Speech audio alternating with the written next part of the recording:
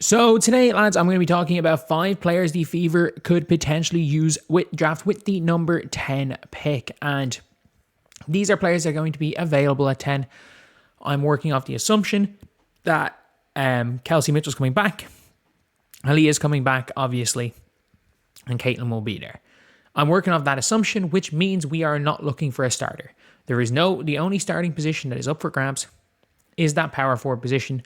And there's nobody that is good enough in this draft at power forward to start or even come remotely close to starting. There is, like, if you're looking at power forwards in this draft, I'm sorry to say I don't know if there is. I don't know where the best power forward in this draft is. Like, the fact that I'm not even joking when I'm saying you might be able to make an argument that Hannah Stokey's the best power forward in this draft class, like, that is how bad it is. And yeah, we're going to be looking at who they're going to pick with the number 10 pick. So the expectation with this pick is either they trade it, and I think there's a very good chance they trade this pick, or they trade, they stash, or they draft somebody that is potentially could come in as a long-term replacement for a Kelsey Mitchell, because I doubt they're going to be able to afford Kelsey Mitchell long-term. But anyway, let's start it off with Kiki Rice. The odds of Kiki Rice falling to 10 drops lower and lower by the day. The odds of her falling to 10. This is this year's Sonia Citron rise. That, remember, we were talking about Citron at 8, and some people were like, "Oh, there's no way Citron." It's like she's doesn't even deserve to be 8. There's an entire Reddit post calling me an idiot for saying the Fever should take Citron at 8, saying that Citron's actually not even a first round pick. I'm not joking. You can look at Reddit. There is literally a thread of that calling me an idiot for saying Citron should have been a first round pick. If you guys agree, that's crazy. Subscribe. We are trying to hit 57.7k by the end of the day. We are 49 subscribers off, lads. Thank you guys for, like 90 subscribers yesterday. Thank you guys so much. Either way, now let's get on to it. So obviously, Kiki Rice. Kiki Rice is probably gonna, like, there's a world where Kiki Rice ends up going 4th or 5th. Like, that world exists. But my expectation for Kiki Rice is that she's probably going to an expansion team. If she's there at 10, you take Kiki Rice. This has been arguably the best player for the best team in the nation. And you're saying, oh, but what about UConn? UConn played nobody. Like, yes, UCLA lost the game because UCLA played everybody. They played everybody. And yes, didn't play South Carolina. They only didn't play South Carolina because Texas beat South Carolina. They're undefeated since Sienna Betts came back. They have played half of the fucking top 20, like most of the top 25. UConn did not play UCLA. They played, the best team UConn played was Iowa this year. Like, what are we talking about? But, UCLA, UConn played was Iowa. But Kiki Rice, I don't care if it's a backup to Caitlin. I don't really care. I don't care about fit. If Kiki Rice is available, you take Kiki Rice. It's as simple as that. I just don't think she's going to be available. After Kiki Rice is Raven Johnson. So Raven Johnson's having a fantastic year. A fantastic super senior season. Like, she has doubled her points per game from last year. And remember last year, she shot 35, 29, 68. This year, she is shooting 50, 40, 83. That is so impressive. Everything's gotten better this year. The jump shot's there. She's going to walk into the WNBA as one of the best perimeter defenders in the world. And that is the Fever's biggest weakness, is that perimeter defense. I'm not joking when I say this. Fever don't have a good perimeter defender. Even if Kelsey Mitchell, and you might say, what about Lexi Hull? Lexi Hull is a defensive playmaker. She gets steals, she gets in passing lanes. Lexi Hull doesn't have the foot speed to guard anyone. She doesn't. Ryan Howard just runs around Lexi Hull. Like, she doesn't have the foot speed to guard anyone. She solves one of the Fever's biggest needs. When she's on the court, she is a pass-first point guard. So if she's on with Caitlin, she will get the fucking ball to Caitlin. And the fact is that if she's even, like, they're going to leave her give her 10 feet of space. If she can shoot 35% of 3 on wide the fuck open threes, we'll take that. We'll take that. As well as obviously having chemistry with Aaliyah Boston. The fact that she's not going on to another team. By the way, that is a big thing for one of the best perimeter defenders in the world. Making sure she's not playing against Caitlin Clark is a positive as well. Let's not forget that. Like, she is the best perimeter defender in this draft by 100 miles. And the offense is catching up. And she's clutch. She's a winner. I don't know if she's going to be there at 10, but I think there's a very good chance. Like, my prediction for who the Fever are going to take, my prediction is that Raven Johnson is going to be there at 10. The Fever are going to take Raven Johnson. Because everyone's a backup. You're like, oh, why would they take her when they have Caitlin? Everybody here is a backup. Next up, we have got Iana Martin. Another player that I think is just not going to be there. She's just not going to be there at 10, but someone has to fall. Someone has to fall. Like you got Flaujae, Latson, why I've said Kiki Rice, somebody has to fall. So Iana Martin is 20 years old, and like you've seen Iana Martin, she won MVP in the FIBA Under-19s Basketball World Cup. Do you know who else was in that World Cup, by the way? She was just turned 17 years old. So she was under 17. She was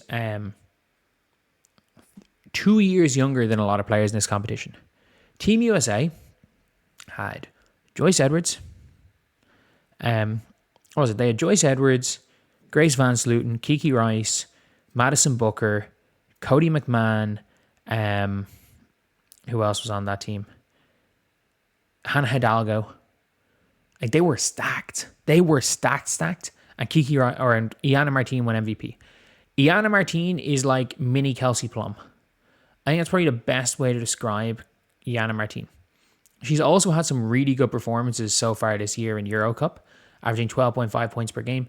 She had a game where she took over against against Awafam's Valencia team, and they won. But like Iana Martin is being seen like a Kelsey Plum type player. She's not the shooter of Kelsey Plum, but in terms of that like 5'8"-ish downhill ultra aggressive guard who can create off the pick and roll and just cause fucking nightmares to players around, like to players on other teams. That's Iana Martin. We saw her picking up full court on Caitlin Clark. I don't know how she translates to the two, but I would assume okay. I would assume she could translate the two okay. But I just don't think she's going to be there. Again, Amber Cox has been scouting Iana Martin, who was unbelievable in the World Cup. I don't think Iana Martin, like, if Iana Martin, just like Kiki Rice, if one of Iana Martin or Kiki Rice fall, like if, for example, if Flaujae falls, they'll take Flaujae. But if Tanaya Latson falls to 10, they're not going to take Latson. Like the expected player. If Medina Okot falls to 10, I don't think they're going to take Medina Okot.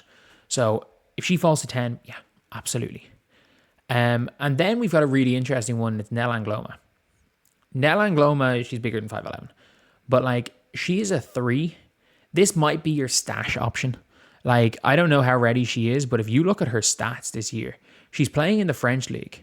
She's averaging 15 points per game in what is one of the top leagues outside the WNBA.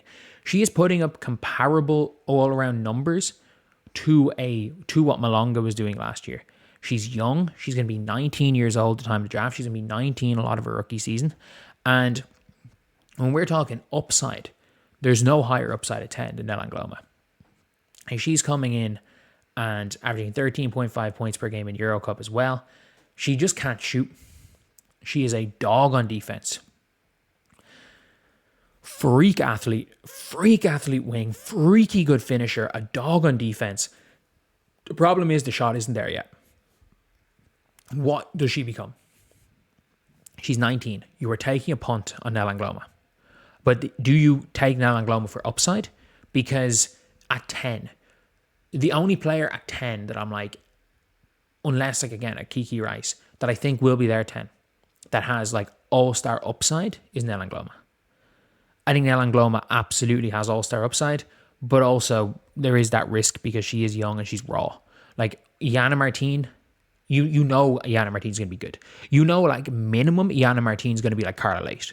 You know, that's what she's going to be at minimum. You know Kiki Rice is going to be okay. Like there's a lot of sure things. Even Awafam, you know, worst case scenario, Awafam is going to be a solid starter. Nell Angloma might not be that, but she has all-star potential.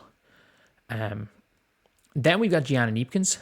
And Gianna Kneepkens is the last player I'm going to talk about because when we talk about seamless fit, what do you need? Gianna Kneepkens is a great off-ball mover. She's an elite shooter. Again, shooting 53, 45, 93, like nearly shooting 50, 45, 95. Nearly shooting 55, 45, 95. Like that's crazy. 13.4 points per game for she is shooting 50, 40, 95. Sorry, that's just at home. She's playing on the best team in the nation. She's somebody that did a super senior season, came from Utah. The only thing with Gianna Kneepkens is Gianna Kneepkens, I don't know how good she would have been. Like, she was projected to be a late first, early second round pick last year. And I think she's the same player. It's just she had better players around her. I don't know if, I think because of NBA comparisons, a lot of people are comparing her to Con Knipple. And I'm like, I don't know if she's Con Knipple or Katie Lou Samuelson. So it's a really tough one because it's like, is she a one-dimensional shooter, or at the pro level, is she going to do more? It's not saying she can't do more than shoot at the college level. It's like, what does she project as a pro? And I don't know if the upside is there. Like, a lot of people, again, are saying, oh, she's going to be this elite player. She's going to be an all-star. I think they're just basing it because she's gotten Colin Knipple comparisons. I don't know. I don't know when it comes to Gianna Kneepkens. Of all 5 of these players, I think the player with... I think the Fever would want Kiki Rice to be there, but I think she's the least likely to be there. If it comes down to Raven or Iana Martine, I don't know what way the Fever go. I really don't, because do you go for a sure thing that will help you win right now, or do you go for upside? And the real question is like, can either of them fill in for Kelsey Mitchell beside Caitlin Clark? And I don't know if either of them can, because I do think if they move off Kelsey Mitchell, they're not going to put a 5'9" guard beside Caitlin Clark. So it is an interesting one. But anyway, yeah, that's pretty much it, lads. That's the video. See you guys.